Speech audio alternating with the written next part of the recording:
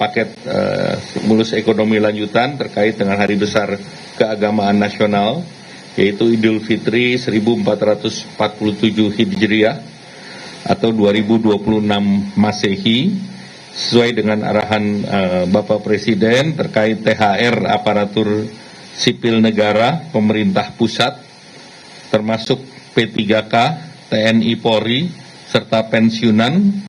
Pemerintah telah menyiapkan anggaran sebesar 55 triliun rupiah, dibandingkan tahun lalu ini meningkat, tahun lalu 49 triliun, naik 10%. THR ASN tahun 2026 yang akan disalurkan kepada 2,4 juta ASN pusat TNI Polri dengan total 22,2 triliun, kemudian 4,3 juta ASN daerah total 20,2 triliun, kemudian 3,8 juta pensiunan, totalnya 12,7 triliun. Nah, komponen yang dibayarkan 100% penuh meliputi gaji pokok, tunjangan keluarga, tunjangan pangan, tunjangan jabatan, kinerja sesuai dengan regulasi yang berlaku. Pemberian THR merupakan hal yang berbeda dengan pemberian gaji yang ke-13. Jadi, saya garis bawahi bahwa THR ini tidak sama dengan gaji ke-13. Gaji ke-13 biasanya diberikan di bulan Juni.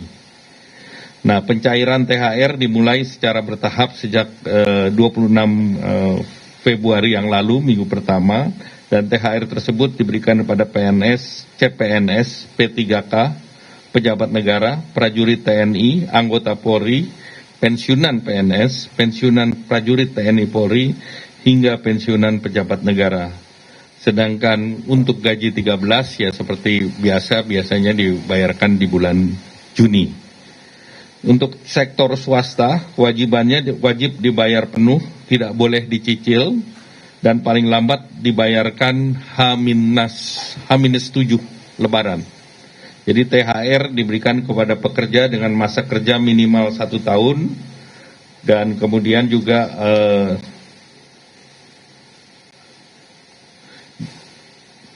jumlahnya minimal jumlahnya adalah 1 bulan upah, sedangkan pekerja dengan masa kurang 1 tahun diberikan secara proporsional. Nah, ini tentu setiap perusahaan akan bervariasi.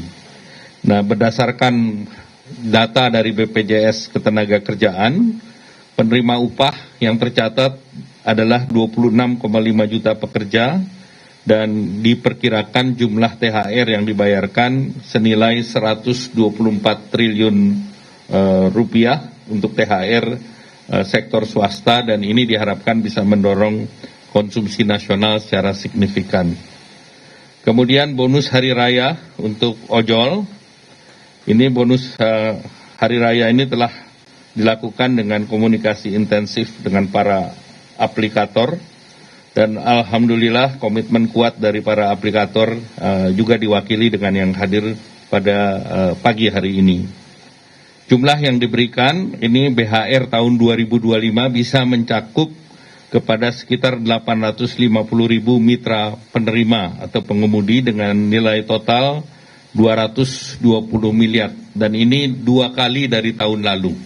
Tahun lalu itu sekitar 110 miliar dari masing-masing aplikator seperti Goto dan Grab. Tahun lalu menyediakan 50 miliar masing-masing.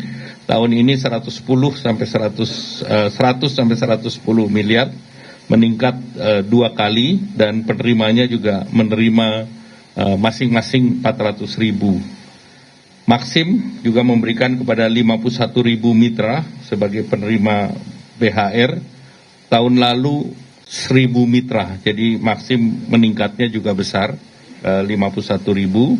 Kemudian InDrive juga memberikan sekitar 500-an.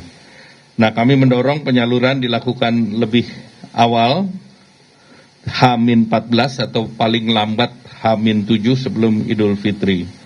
Terkait dengan perlindungan jaminan sosial bagi pengemudi, hingga saat ini mitra pengemudi mengikuti jaminan kecelakaan kerja JKK dan jaminan kematian atau JKM BPJS Ketenagakerjaan.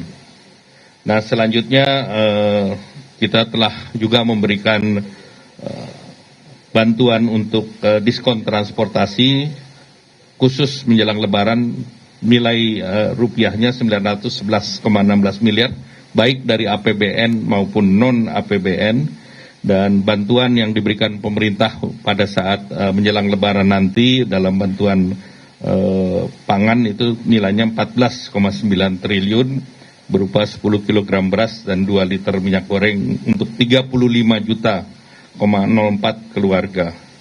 Dan pemerintah juga sudah mengumumkan work from anywhere tanggal 16, 17, 25, 26, dan 27 Maret. Selanjutnya kami persilahkan Pak Prof. Yasirli. Baik, terima kasih Pak Menko. Yang